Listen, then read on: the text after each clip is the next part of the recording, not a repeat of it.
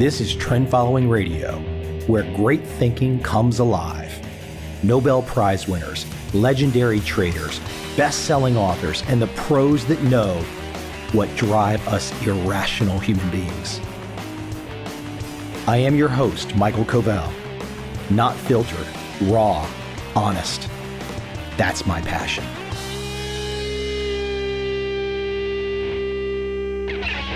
My guest today is Ayelet Fishbach. She is the Jeffrey Breakenridge Keller Professor of Behavioral Science and Marketing at the University of Chicago, Booth School of Business.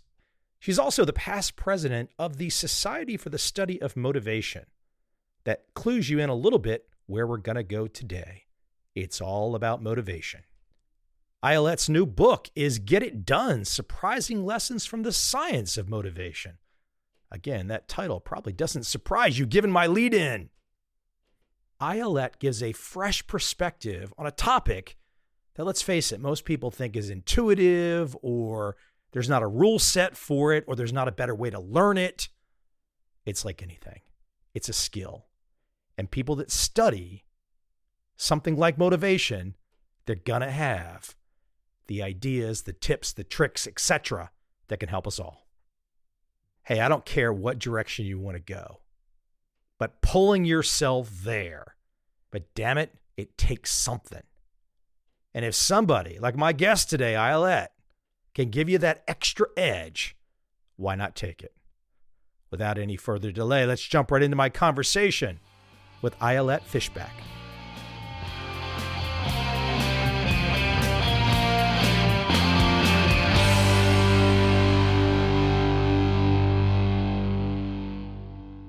This is a topic that I love. I love to think about motivation. I love to think about what motivates me. And I really have no earthly idea, to be honest with you. But this is a topic where I guess, I don't know if it's fair to classify it that perhaps when Oprah got really successful, these topics in Tim Ferriss, and maybe there's all kinds of, I could use the term pop psychology even. This is not you. There might be some overlaps some places, but you have taken the deep dive, the scientific dive into motivation. And this is in its nascent stages. I mean, we still don't have everything figured out. Is that a fair assessment? People hear the word motivation, they might think about, oh, I know something about that. But most people, including myself, we probably really don't know much about it, do we? People know some. I give people some credit. And there is a lot that they don't know yet. There is a reason why a third of the population in the US doesn't exercise, for example. They can probably tell you that it's important to exercise, but they don't. Even if people have the knowledge, it might be partial. It might not be implemented. I don't know if fortunately or unfortunately, but there's a lot of work for me. Well, let's jump right into the deep end because you just brought up something interesting, and I end up talking about it on this podcast a lot, especially during COVID time. And you brought up exercise, which invariably you're talking to a guy who spends most of his time in the least obese country in the world. Today, I happen to be in the most obese country in the world, the same one that you're in right now.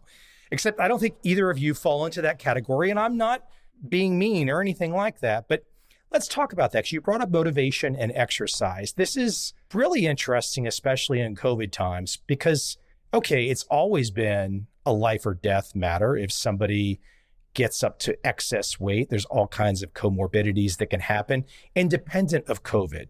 But here we are in COVID times, and you would think that when you're facing this life or death stuff, it's like, you know what? I'm just going to wake up today and I'm going to drop 30 pounds or I'm going to drop 50 pounds. It might take me 6 months, it might take me a year, it might take me 2 years. But it's almost shocking to me that people have not been, quote, more motivated in the last 2 years to really rearrange their physical being. It has been hard. If we can scroll back to 2020 when this all started, we were sent home and everybody was, to begin with, thinking, well, that's the time that I will change my life and for the better. So people were baking bread and developing all these new hobbies. It turned out that it's really hard to do things when your entire reality is disrupted, when you are worried, when your kids are at home, when the people that usually support your goals, you talked about exercising, your trainer or your exercising buddy, like they are not helping you. They are not around. It turned out that by disrupting people's lives, we are certainly not making it easier for them to stick to their goals. Okay, but you could arguably, and I think I would fall into this category, I quickly adjusted, worked with some trainers on Zoom almost immediately. I could see what was coming. Okay, I'm not alone. Other people did. This is where kind of the rubber meets the road on this idea of motivation. Because ultimately, everything you just described, somebody like me could just say, yeah, okay, everybody's got a bunch of clever excuses. Yeah, they're not just clever excuses. Not having the people around you that support your goals required a lot of adjustment. And you can say, well, they were available on Zoom or whatever, but it's not the same as doing it with someone in person. Not leaving the house is a big thing. Not walking around, because for a while people were afraid to walk outside. And after that, they may have not had the same destinations. Okay, they might not have been walking to work if that's a commute that they're doing by walking, or to that store as much. So a lot of just the daily exercise was lost. It's much easier to monitor how much you eat when you are going to work, because meal happens at a particular time when you're at home. Meal is just something that starts when you wake up and ends when you go to sleep. So people were eating more food.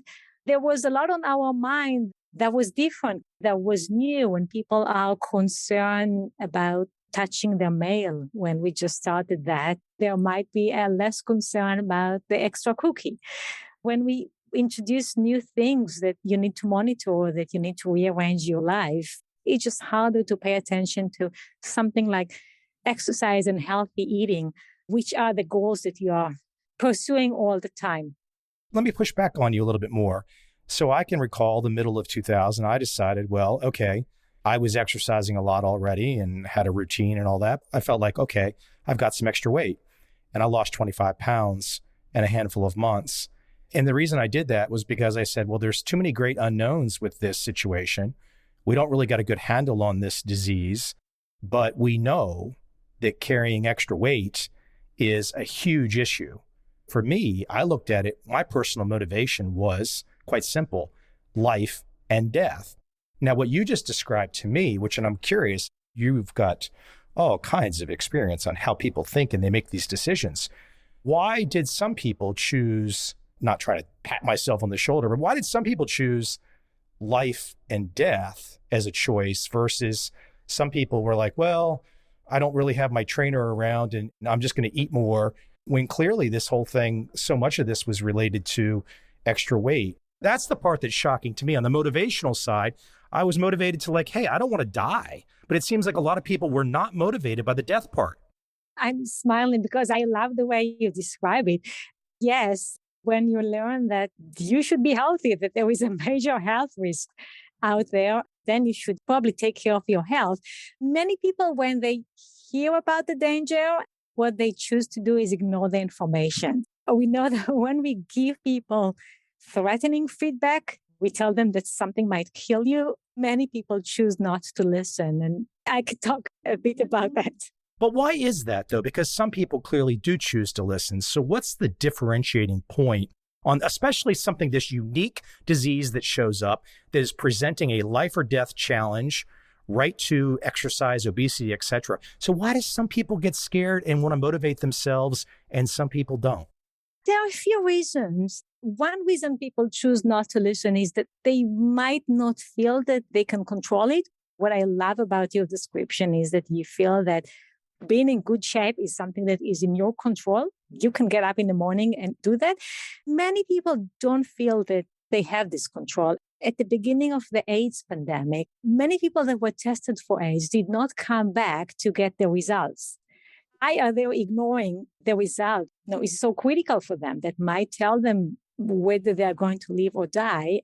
Well, because they felt that if they learn that they are going to die, there is absolutely nothing that they can do about it.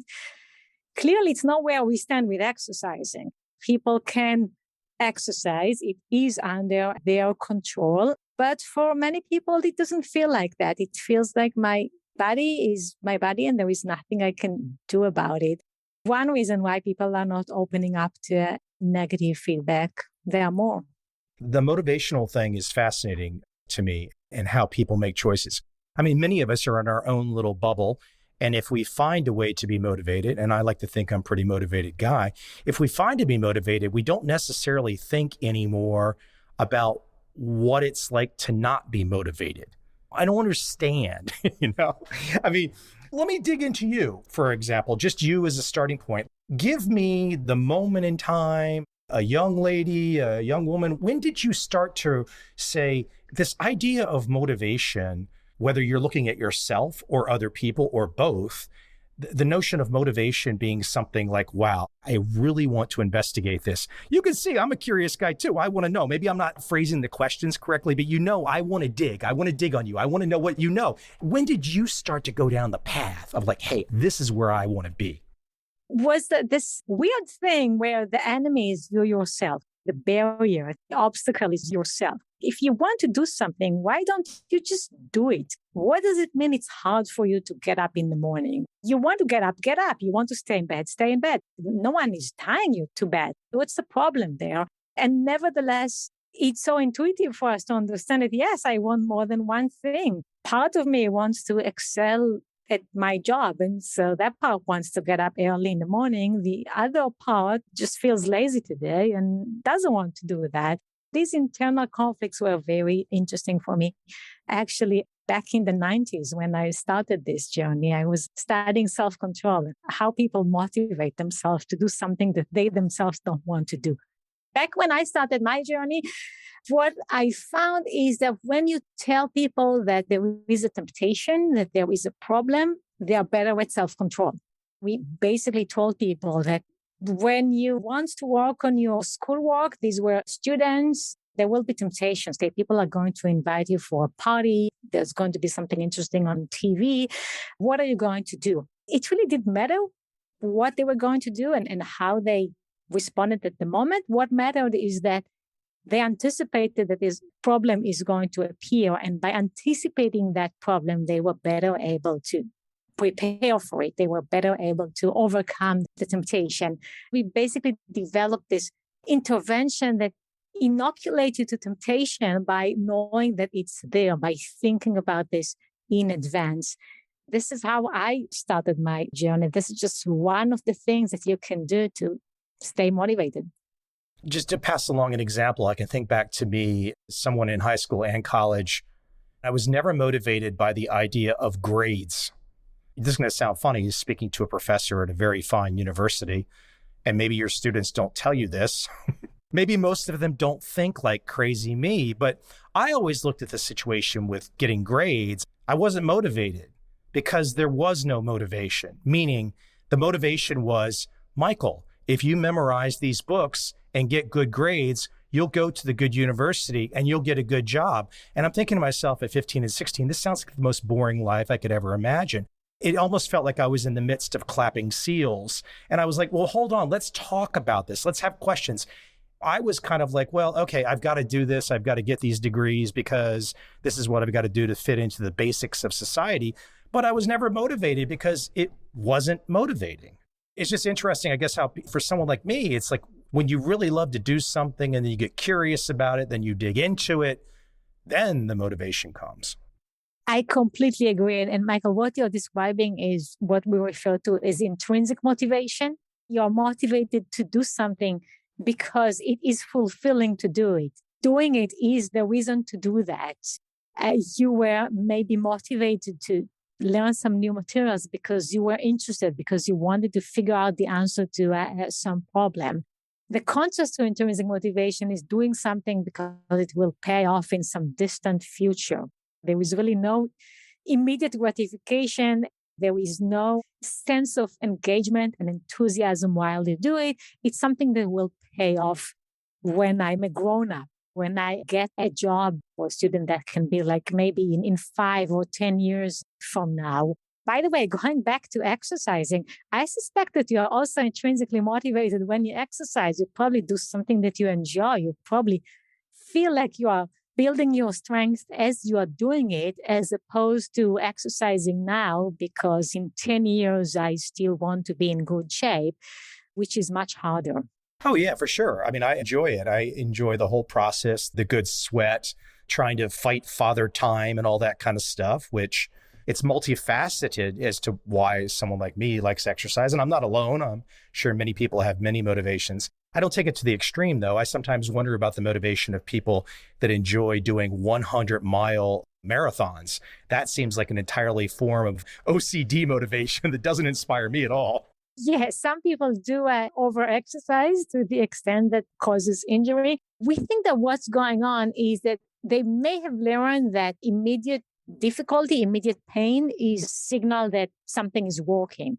And often when you exercise, you do need to feel that it's a little bit difficult. Not just exercising, by the way, also anything else that you do, doing your work. You need to feel that you're challenged. It's not trivial, that it's hard. And in exercising that, maybe there's a slight pain, maybe you're sweating and it's uncomfortable, and you learn to take these as positive cues. We most recently showed that in the context of learning improvisation, that people that were open to feel embarrassed and uncomfortable, we're learning more. We're more willing to engage in improvisation.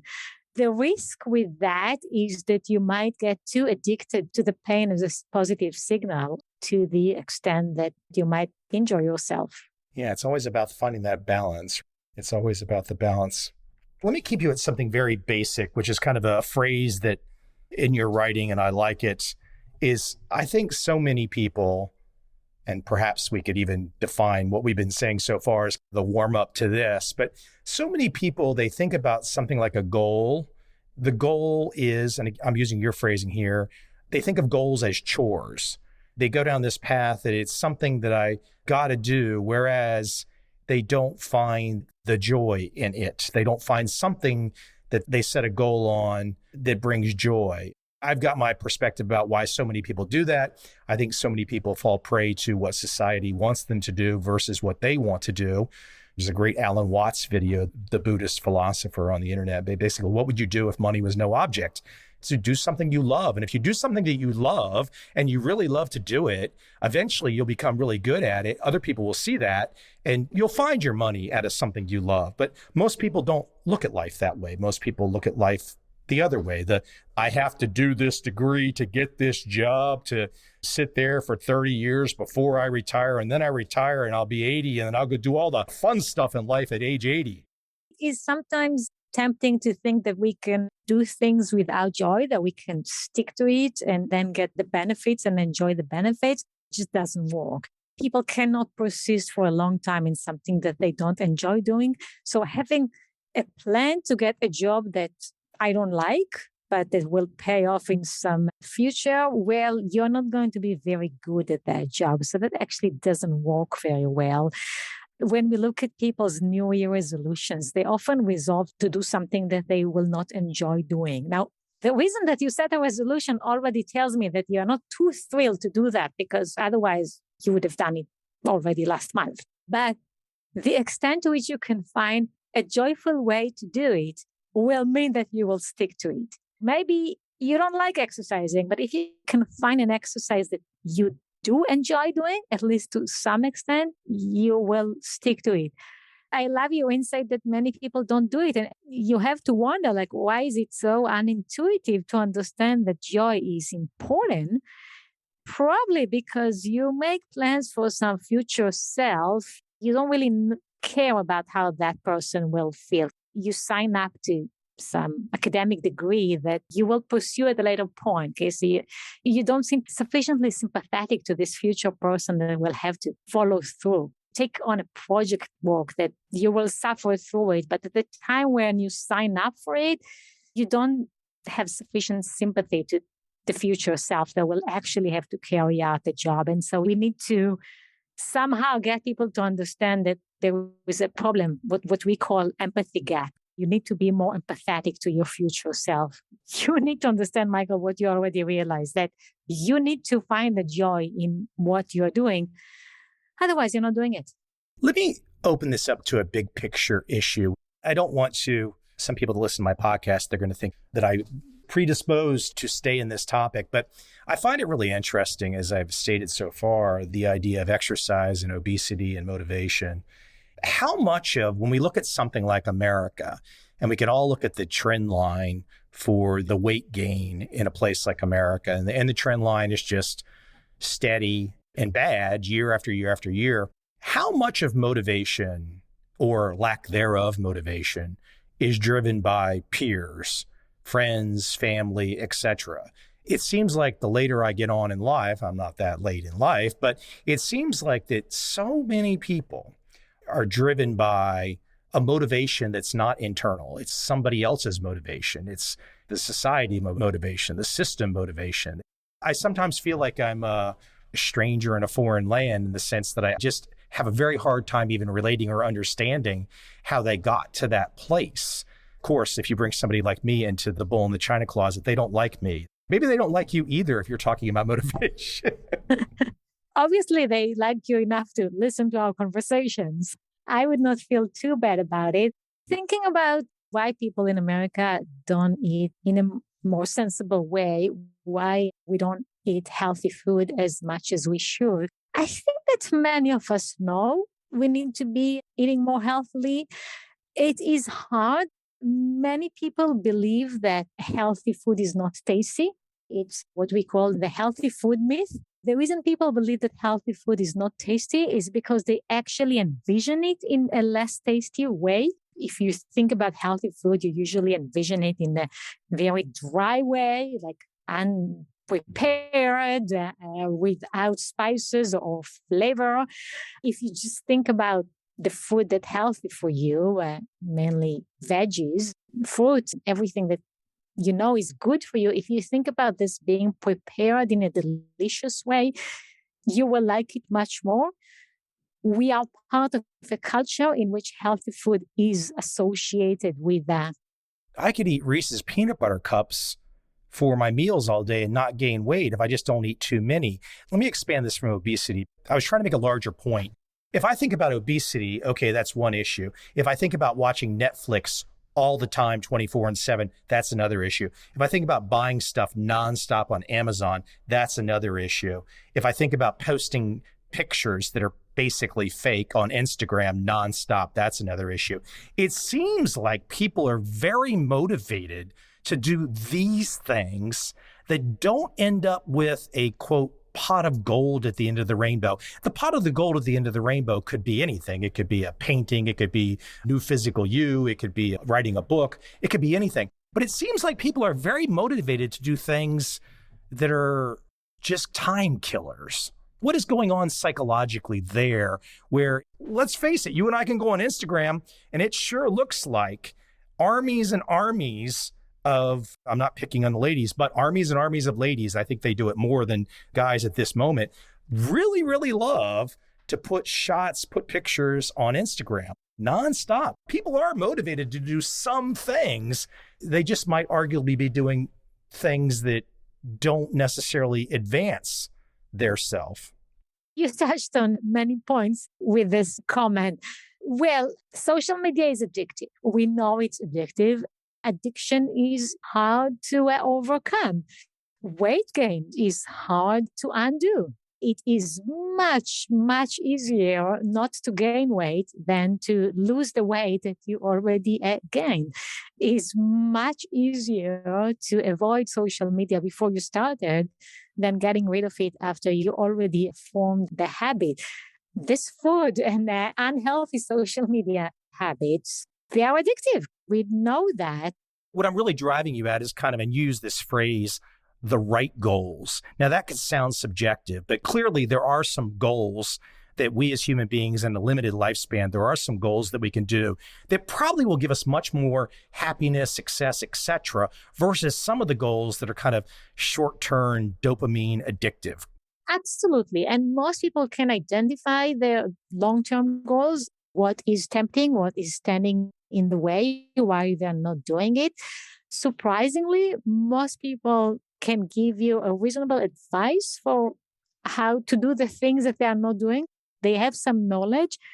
What's really interesting is that when you give that advice, you are more motivated.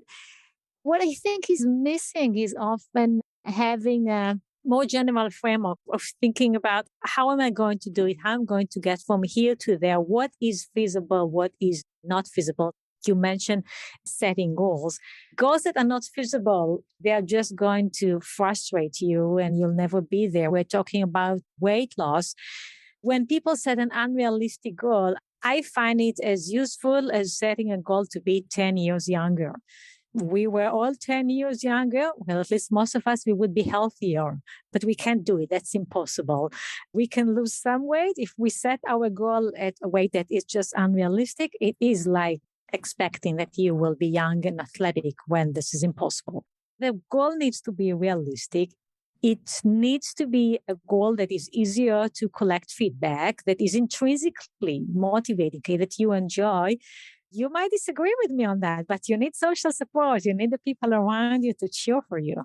Well, yeah, I don't know if I agree or disagree. I just give you my personal experience. I think back to the famous Nike commercial, Just Do It. Nike basically built their brand off Just Do It. And that was decades ago. I don't think Nike would ever launch something like Just Do It today because we're not of that mindset anymore. I don't know. I mean, you can tell me about some of it. You grew up an interesting life, probably not exactly the creature comforts and the way that most kids are brought up today. Here, Johnny, here's another Game Boy. Here, Johnny, here's another Game Boy. Here, Johnny, here's a lollipop. Now go sit in the corner and eat Dunkin' Donuts all day long. I mean, there is something to struggle. There's something to not having it all handed to you. I think you probably would share that belief.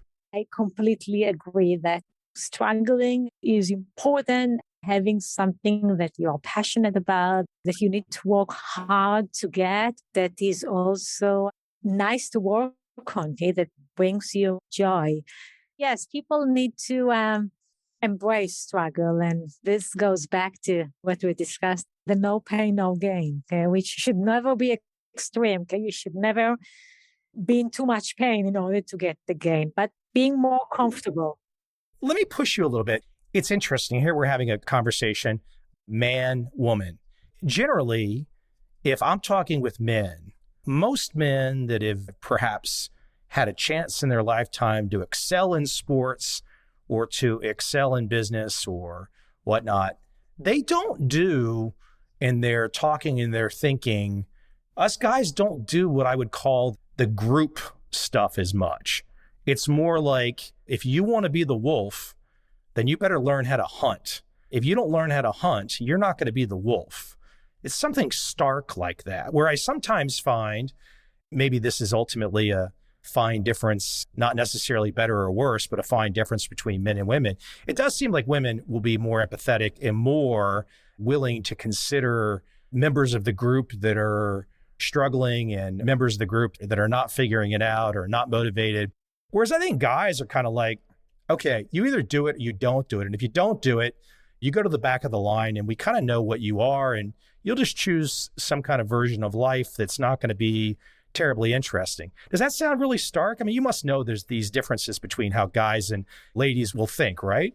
I would first say that wolves do hunt in groups. They are definitely do work with others. She has to remind me that my little example was not very good. Your little example is good because this is how we often think about it. Okay? We think about being motivated and doing something as a one-person journey. You will just do it. And we definitely have some research showing that there are gender differences, that women tend to be more communal, thinking more about the group than men. Yes, I'm speaking to you as a woman speaking to a man, but also as someone who spent her career studying motivation.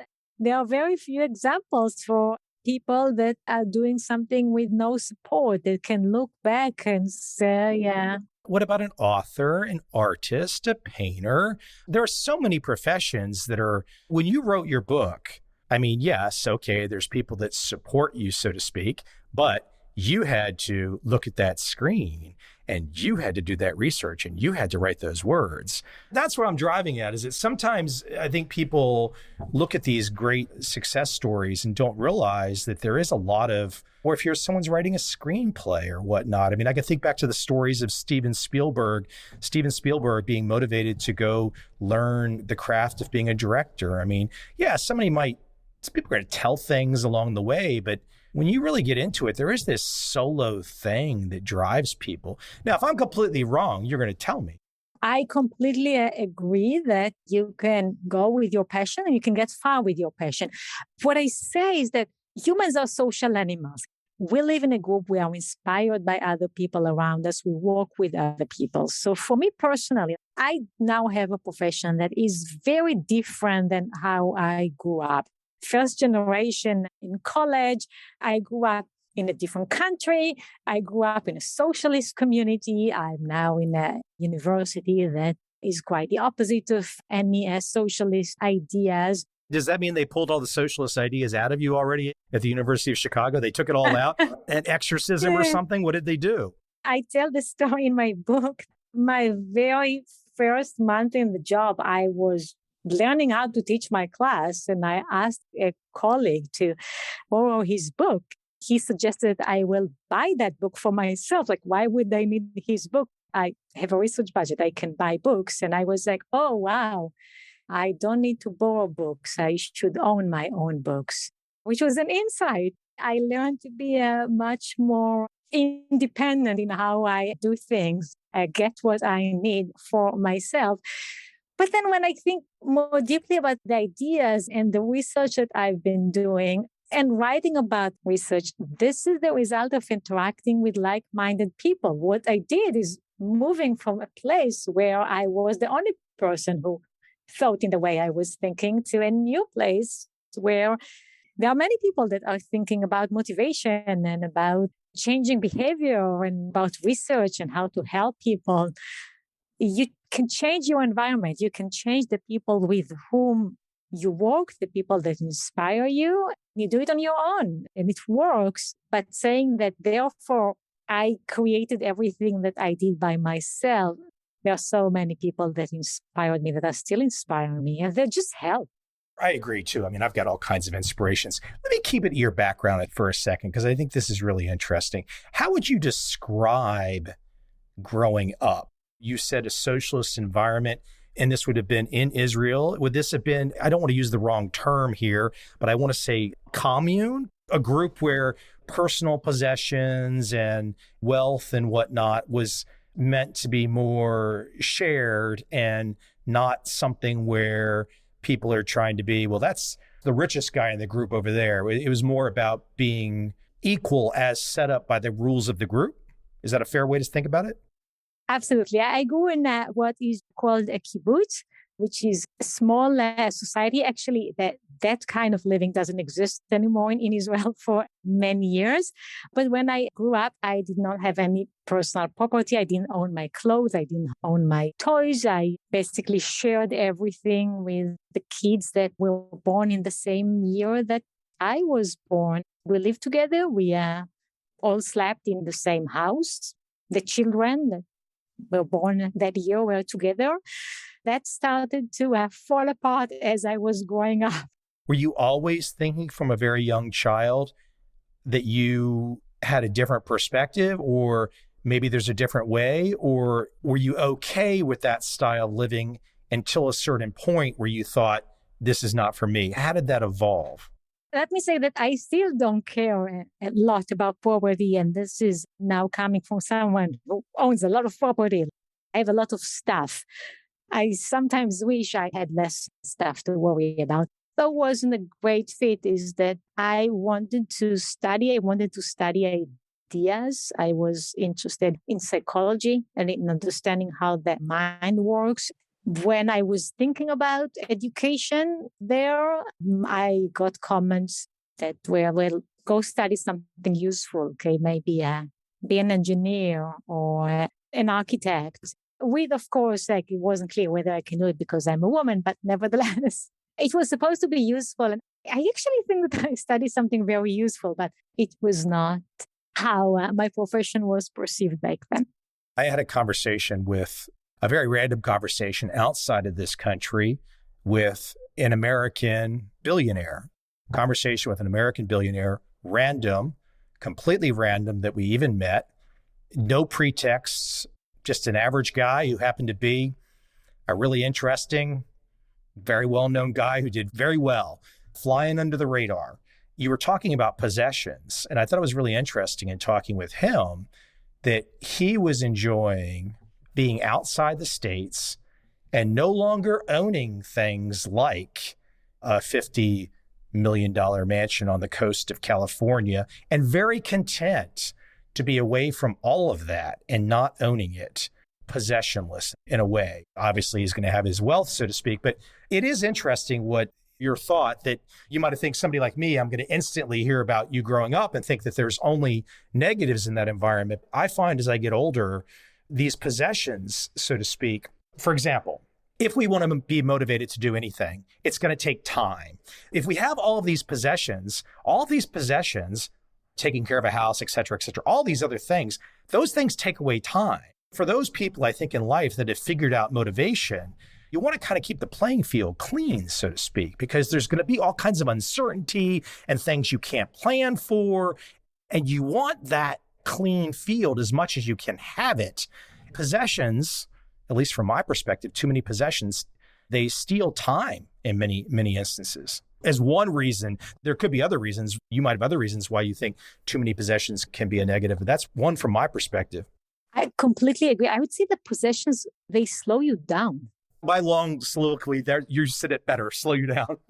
It's on every level. There's too many things in my purse, which I carry to work. There are too many possessions that I carry on my body at any given moment of time. And so I spend too much time getting it, weighs on me, like very literally weighs on me. It's on my back. And then, of course, we lived in a society in which we didn't need to own a car, for example. Okay, where I grew up, you didn't own a car. If you needed a car, you would just sign up somewhere and someone would assign you a car. That was nice. That saved a lot of time.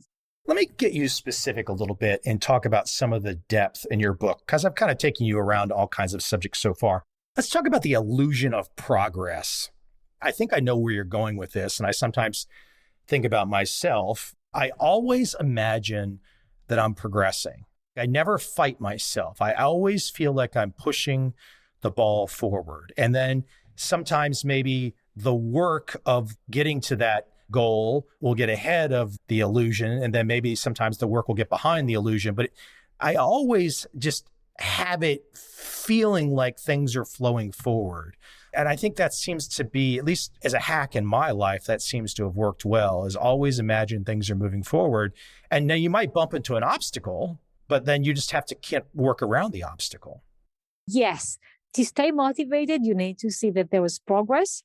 Sometimes there is no progress. You look back and you say, even though I didn't really make much progress, just by looking back and see that I worked on something, I learned something, I tried, I am more committed as a result of working on a problem, even though I found the wrong solution. I am not really getting any closer to the best solution. Perceiving progress is absolutely necessary to stay motivated, which is why often looking ahead at everything that still need to happen is so daunting. It's so hard to stay motivated when you think, well, I still have all these years of hard work. Look back, see that you're already making some progress. And even if it's not actual progress, you're more committed. You worked some, you're on the path. Absolutely critical to staying motivated. I'm trying to think about your example of people giving up on healthy eating. This is one of the obstacles. So as it happens with age, most of us will gain some weight. This is quite natural. This is the physiology of our body. That makes it harder to perceive progress because progress is not gaining a lot of weight. It's just gaining the normal amount of weight that you should gain as you age.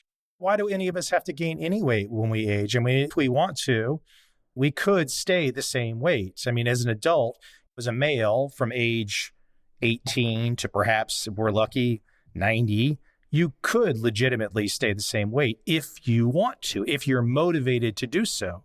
You could. It will be harder. Most of the time, the successful plan would be to maybe lose some weight, but maintain my weight, not gain much weight, which makes it harder to see progress. There is another force that works against you. It is harder.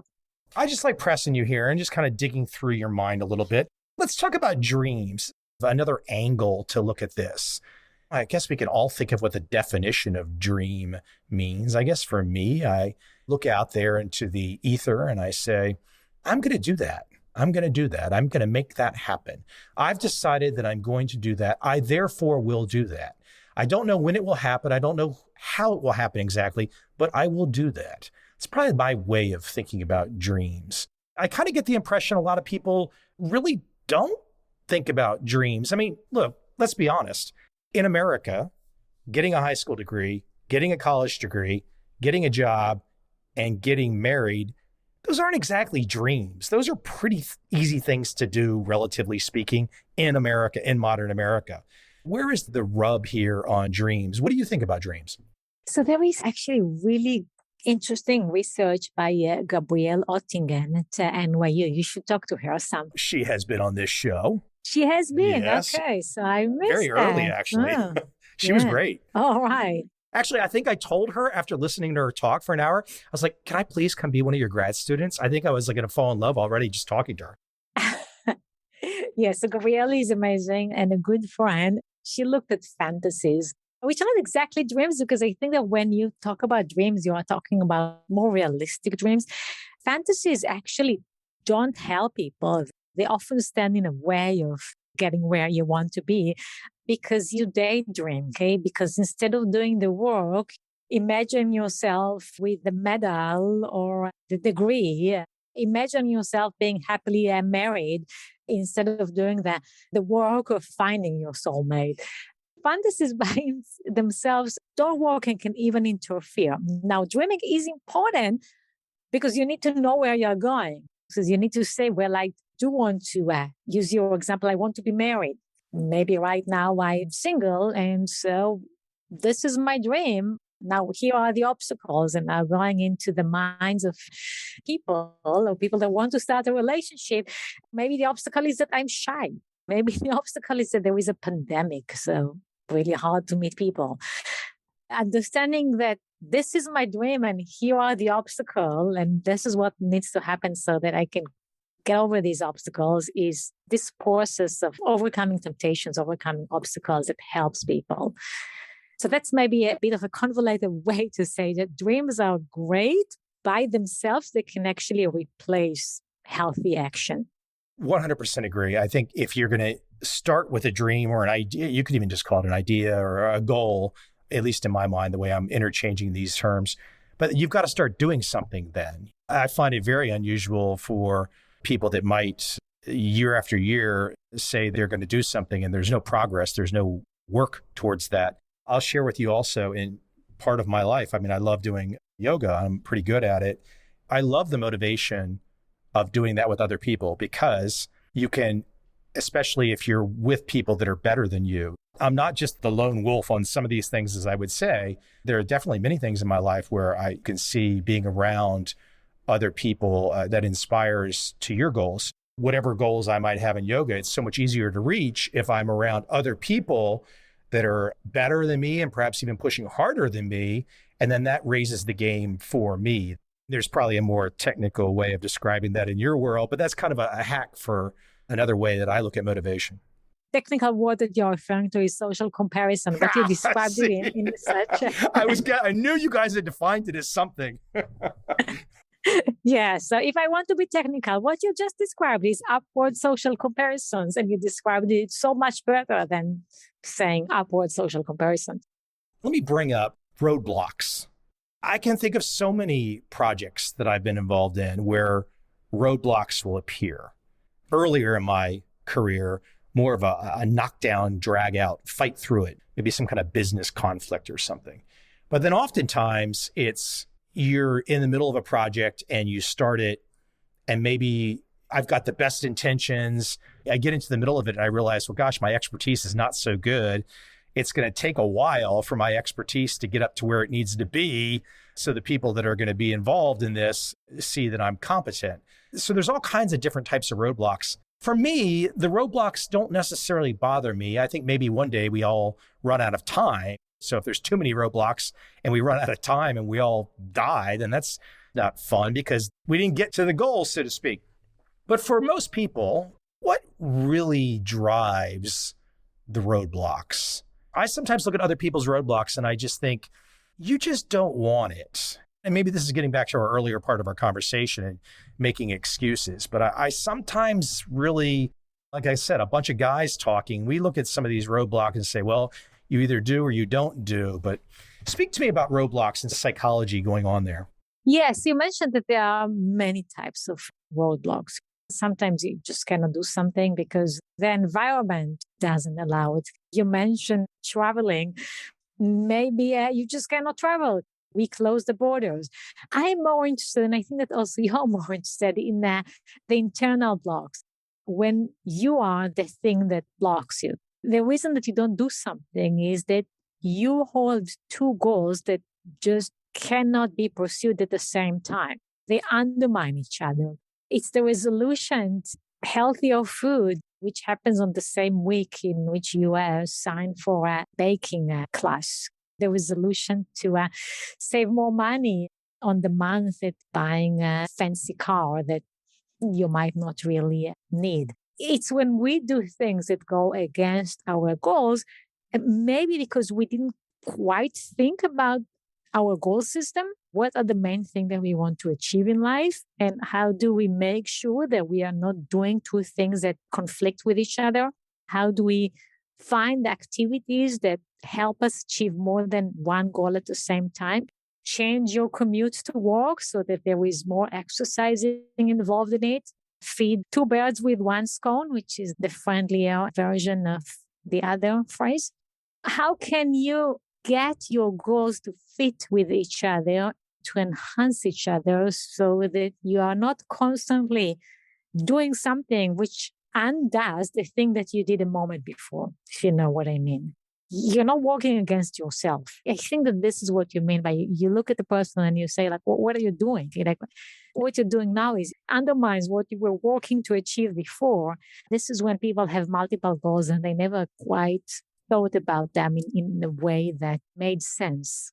I'm a big believer in people. I think most people can set a goal, find the motivation, and get there. And I think this is what's nice about your work is you give ways to think about how that doesn't happen and how you can make it happen. I believe most people can, again, set the goal, find the motivation, and get there. But clearly, I like to think I'm a good observer of people. Most people just, something doesn't fire right. All the synapses are not firing right. Something doesn't happen. And I sometimes think, and I'll share this with you and you can tell me what you think. I think that when you are fortunate enough to experience something that's more unique than what most people experience, and again, this is not me patting myself on the back, but you then get a certain sense of, for example, I've spent the last 7 or 8 years living in Southeast Asia. Okay. Most Americans are not doing that, especially in a country where we killed 4 million people. But it teaches you something and it kind of makes you a lot wiser to opportunities and seeing things. You're more resilient and all these kinds of things. Again, I didn't set out to do this, but once you get in the middle of it and then once you taste it, you're like, wow, okay, this is amazing. But then if you bring yourself back to where you started, for example, around family and friends back, and then you see people, and a lot of people in their life, they don't ever get the chance to branch out and try something. And they're stuck. They're stuck. And nobody has to be stuck. And I think that, again, that's where a lot of your work goes. People don't have to be stuck. There's ways out. Once you taste what's on the other side, that's why, for example, someone like me, I think your work is really cool. It helps me to kind of refine and think about the way that I do things. But I'm already wired. I'm already nuts. The motivation thing, I've already got that one figured out. It's so interesting for me to see people. This is the long setup. Ultimately, I think what is really interesting for me is to see people that are stuck. They don't have to be stuck. And again, a lot of your work goes to helping people to become unstuck, so to speak.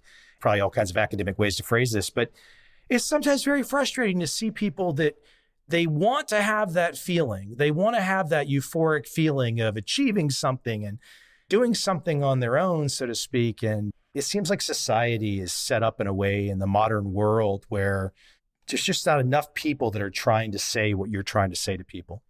Yes, you're right. People feel stuck. It's actually interesting for me because many people nowadays are doing something about it. Many people are resigning. Many people just say that they don't want to do their job anymore. It seems like a problem for the economy, but it might be a good thing for them. It might be that many people realize after almost 2 years of this madness that it's time to get unstuck. It's time to see what do I want to do in my life? What kind of new experiences I want to have? What kind of mountains I want to climb on? And that's great. I'm actually happy about the data of people are revising their plans and thinking about what they want to do with their lives. I think that maybe they are at the first step of, I need a new goal. I need to get off the treadmill and think about where am I going to go. What my research finds is that having a goal is a good start. It's your dream. It's not enough. It needs to be intrinsic and motivating, but you then need to have a path. Okay? You need to have a way, and you need to make sure that you get feedback. You need to make sure that this goal fits with everything else that you're trying to do in your life. How you juggle between your goals. How do you fit this new and exciting thing into your life? The fourth element that we discussed is social support. Who in your life is going to help you with this new challenge? If there is no one, then you need to be making new friends. You need to find new people. I think it's a great setup. And again, in our conversation today, we've touched on a lot of topics that just really intro people to this. I mean, your work, you dive into this a lot in a lot more detail. Let me bring up kind of a broad thought. When I think about your work and I think about something like modern America, we're told to always be optimistic. We're told everyone can do anything and be optimistic and all that kind of stuff. And okay, me personally, I am. I look at some folks and I say, well, gosh, in a world where we do have something like such increased obesity in America, we do have something where we see stories about people working for Amazon in the warehouses and stuff.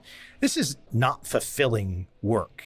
I look at the society and I'm saying, gosh, in this environment, it seems really difficult for people when we're controlled by the screens, we're controlled by these corporations.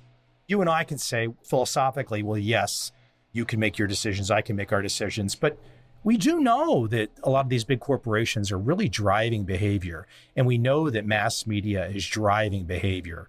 It becomes very challenging. Like here, you're doing this work to get people to see how they can get things done, how they can get around all of this. But those obstacles are really daunting. And as we have this positive conversation about trying to, even if someone thinks we brought up some negative topics about obesity or whatnot, that's not the point. The point is, this is an overcoming conversation. This is meant to be a positive conversation about pushing forward.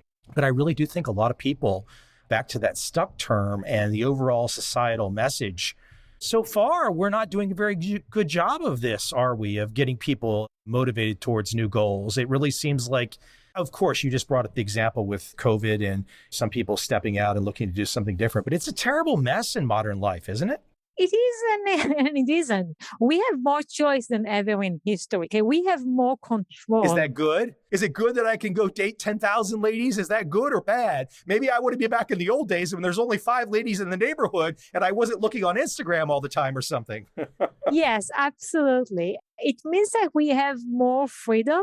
We can choose our goals. We can decide what we want to do. Now, it's not equal and totally not equal. Many people don't have opportunities that others have, but we can choose our goals and we can choose to live a meaningful life more now than previously in history, at least many of us, at least most of the time.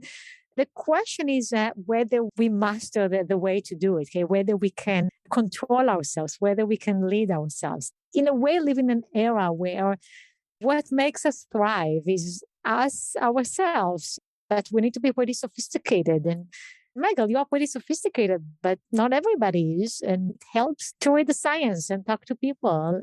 But isn't that part of the problem when you say something nice, which I don't necessarily agree with? I'm probably just completely crazy when you say I'm sophisticated. I mean, if someone says something like that, then I could look at the last 15, 20 years of writing books and doing 1,000 podcast episodes, talking to smart people like you and saying, well, by the process of osmosis, it's worn off on me to some degree. However, isn't this part of this comparison issue that if you take what's the point of a 20-year-old male that's in the middle of college, that's taken a couple courses that really are just the basics, trying to compare to somebody who's spent 20 or 30 more years doing something. This is, I think, part of the problem where people, they might want you speak to this, they might want that big goal, but the time to put in, that's a struggle. They don't want to put the time in, especially when they all know a friend who made $1 million on crypto doing nothing.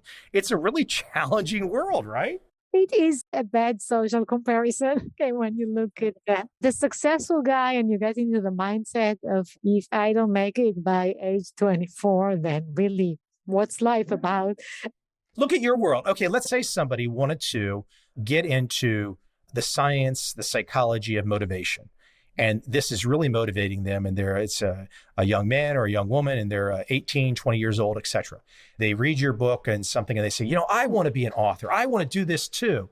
They don't see the distance between the two. Everybody wants it right now. It is true that we don't hear about failures so much. If you look at my resume, what you see are the ideas that quote unquote worked, okay, like the successes. You don't see how many dead ends I chased. You don't see how many rejections. Oh, so there was a lot of weird stuff there. There was a lot of crazy stuff that we can't talk about. Oh, that's when you have the second conversation about all the failures. I want to know all the failures. I think that, if you knew about all the failures, you would probably think that it's less glamorous, have a more realistic idea of what it means to study motivation. And so if you're talking about the young man or the young woman that are thinking, well, I want to understand motivation beyond my personal level, I want to study that, the first conversation that I will have with them is, well, you know that most of your ideas are going to turn out wrong. And if we agree with that, if you're willing to get into it, knowing that as a scientist, most of what you're trying to find will not work the way you expected, then we can start to think together about some ideas. Let me clarify something, though. When you said failures, you didn't say failures in some melodramatic way. You were really talking about taking chances. And then when you take chances, not all the chances are going to work. But when you take those chances, I'll guarantee you every one of those failures that you describe, you learn something from those failures that then became part of the ultimate winning launch that you had on whatever it might be. That's another aspect. I think you would share that assessment. Yes, I was referring to your example of seeing these successful individuals. You know how many startups go nowhere, okay? How many entrepreneurs have the wrong idea and they can never get it anywhere. And, how many first dates turn out to be horrible, right? Just no one broadcasts failures. And so we don't have that information. Okay? My friends tell me when their friends and children get into college, they don't send me a note when their child gets rejected from a college. We live in a world in which everybody is getting accepted to everything and wins prizes all the time and everything is great. Lots of trophies. It's decades of trophy culture, right? Yes, but many people are not winning these trophies. It's just that they don't put it on social media. It's all fake. It's all fake. It's all fake. Yeah. I could probably pick your mind all day and jump into topics and whatnot. I find this stuff fascinating, and I find the idea of motivation and goal setting, these topics that you dive into. I hope your work can give people an extra boost to get going. There's no time like the present. Just make it happen. Absolutely, absolutely. And now is a very good time to start. Always a good time to start. Always a good time. The book, Get It Done, Surprising Lessons from the Science of Motivation. Your proper pronunciation is Ayelet? That's totally fine. The way my parents would pronounce it would be more like Ayelet. Totally fine. I wasn't even close. Well, I would know to raise my hand if you say Ayelet, but Ayelet is the.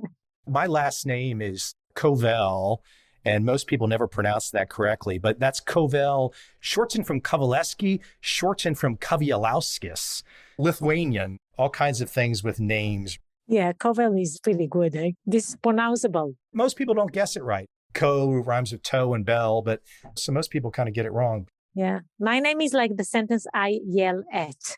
I yell at. Where can we send people? Where would you like to direct them to? Beyond Amazon to buy the book and all that kind of fun stuff. They can find you at the University of Chicago. Is there a website you want to direct them to beyond your academic page?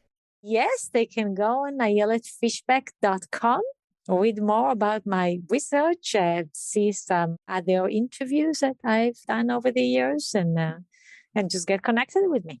I might have to reach out to Gabrielle also again, because it's been many years since I interviewed her, but I might have to text you also for I've started doing this with guests. Maybe you're going to get off with me like, oh my gosh, I'm never talking to that guy again. But for those people that enjoyed their time and want to recommend somebody else I should talk to, I might drop you a line and see if you've got any good recommendations. Because I think some of my favorite conversations on this podcast over the years have been those in the psychology field, because it's just such a fun analysis of people and watching people and observing people and finding insights. Please do. There are many people doing good work. I just mentioned Gabrielle because we were talking about dreams, but there's so many. So happy to think about a list and check in. I thought I saw who you talked to before. I listened to several of these conversations, but I obviously missed Gabrielle.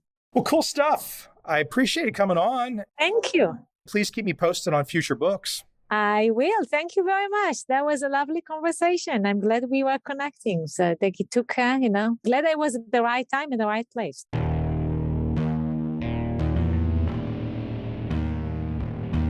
I see a time when those awake will understand how to make money in up, down, and surprise markets.